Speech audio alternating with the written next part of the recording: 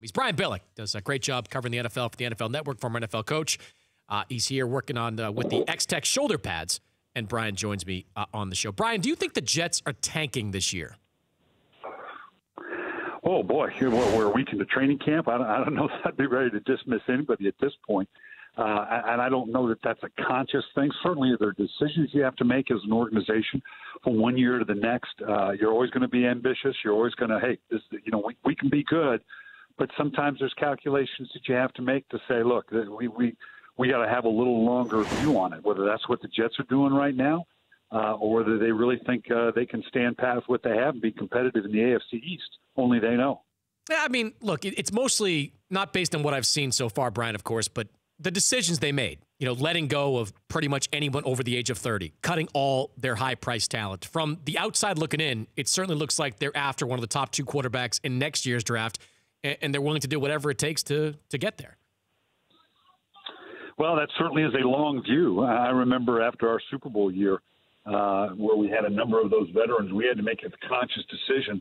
Okay, if we think we can make another run at this and re-signing guys like Rod Woodson and Sam Adams, Tony Saragusa, and some of the core of that team to go forward to make another run after a Super Bowl run, we did so knowing that the next year, the 2002 season, was going to be a tough one. And I remember Ozzie Newsome coming into the office virtually every day going, now, we all know what 2002 is going to look like when we had, if I'm not mistaken, 20 rookies on that team. We were the youngest team, I think, ever in the National Football League.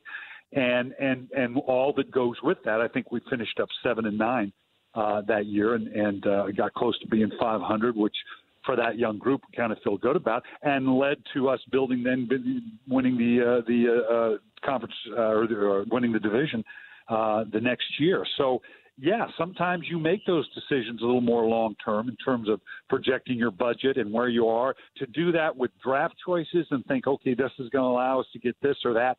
That can be on a slippery slope. Talking to Brian Billick, the former Ravens head coach, NFL Network analyst, joining me here on the Dan Patrick Show. If you were still the Ravens coach, Brian, would you be interested in Colin Kaepernick?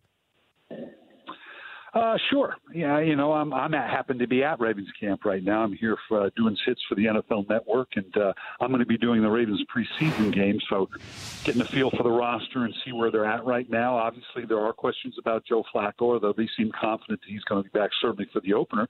What Colin Kaepernick can bring you and should be a good fit from the standpoint that, one, John Harbaugh, the brother of Jim Harbaugh, certainly has some knowledge and feel for what Colin represents. Greg Roman is now on John Harbaugh's staff here in Baltimore. He, of course, was the offensive coordinator in San Francisco with Colin Kaepernick. So they have direct access to information about how he might fit in with this team. I will say this, when you're looking at a backup quarterback in the National Football League, and that's what the mentality would be because they have every confidence that Joe Flacco is going to play, what do you want in a backup? A guy that doesn't maybe take a lot of snaps during the course of the week but can come into the game, maybe make some plays outside the design of the offense, particularly with his legs. In that regard, with a team that looks to be pretty good on defense, with the Ravens, they're always going to be competitive and feel like they're a playoff caliber team. He might be a good fit here. What do you think of the way that Kaepernick played last season?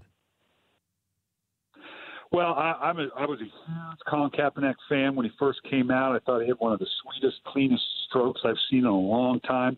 Accurate, obviously, what he could do with his legs. There's no question he has digressed.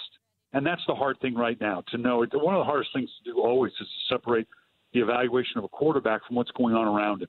Clearly, the way the offense changed, the coaching staff changed, the team around him changed in San Francisco. It was a steady downhill decline, both in terms of his productivity, what he was able to show at the quarterback position, and them as a team.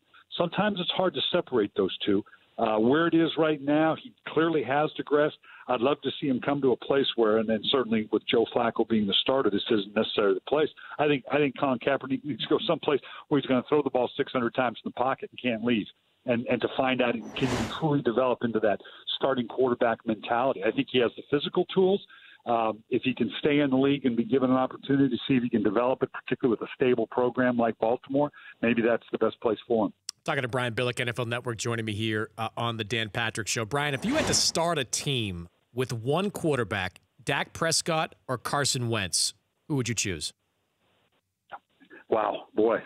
You know what? Well, Dak, obviously, again, what did we just say? It's very hard to separate the play of a quarterback from what's going on around him. Dak Prescott was brilliant last year. Now, how much of it has to do with a dominant offensive line, the ability to run the ball? He was a sub-450 throw guy. That's where the real challenge will come, much like we saw with the Russell Wilson. What do you do when you have to be that 500-plus throw team, that 500-plus throw guy operating from the pocket? That's the next step for us to see with Dak Prescott. I have no reason to think that he would not be and not be able to grow into that role and do that. Carson Wentz, I thought, had a very solid rookie year. Not spectacular, but, you know, when you draft a rookie quarterback, if you can approach 60%, have maybe a few more touchdowns to interception, even if it's a 1-to-1 ratio, that's going to be at least you know that this is a capable guy that can now take that next step. If I had to really be pressed versus one versus the other, I think the extra element of Dak Prescott and the way he moves around, I might incline to want to go with the Dak Prescott. Okay, so I have to ask you this.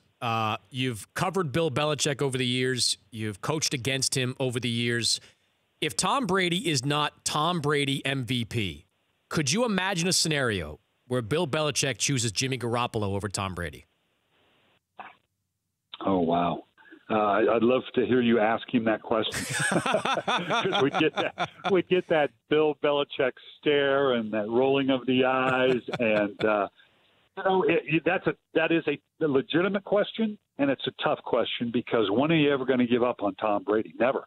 It really is going to have to come to the point where Tom Brady says, "No, I recognize I'm not the guy anymore," because you can't ever discount what Tom Brady is or has done in this league. Now, Garoppolo appears, and let's be very careful here now, he appears with a limited amount of data to be a guy that, looks like he could be a solid NFL quarterback.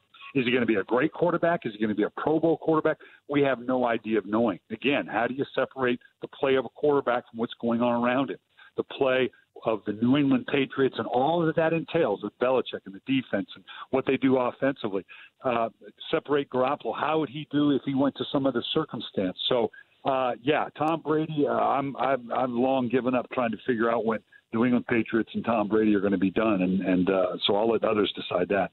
I know you're doing some work with XTech shoulder pads. What can you tell us there? Well, the league, well, rightfully so, is trying to take the helmet out of the game. You know, it's all about taking the head out of the game for the player's safety, which puts an even higher premium on the shoulder pads. And shoulder pads haven't changed in 30 years until now. XTech pad is a new generation of shoulder pads. They're in 28 NFL clubs, over 300 colleges, 150 high schools. They use the XRD technology. Bob Broderick and Teddy Monica have put together an unbelievable combination of pads, shoulder pads, thigh pads, knee pads with the XRD technology. This is the next wave of protection for our players. XTech pads, and you can get them down at the high school level as well. Always great to catch up with you, Brian. Thanks for joining me. Sounds great. That's Brian Billick. He's part of the Continental Tire Coaches Corner. College football, soccer, hunting, and more. Fall is filled with activities, and Continental has a tire for what you do. Now through August 31st, Continental Tire is offering a $70 Visa prepaid card for every 4 Continental Tires purchased, from the all-season Extreme Contact DWSO 6 to our all-terrain offering Terrain Contact AT and everything in between. Continental is a tire to match your lifestyle. To find your local area dealer and for more details, visit continentaltire.com. The Dan Patrick Show, weekday mornings on Audience.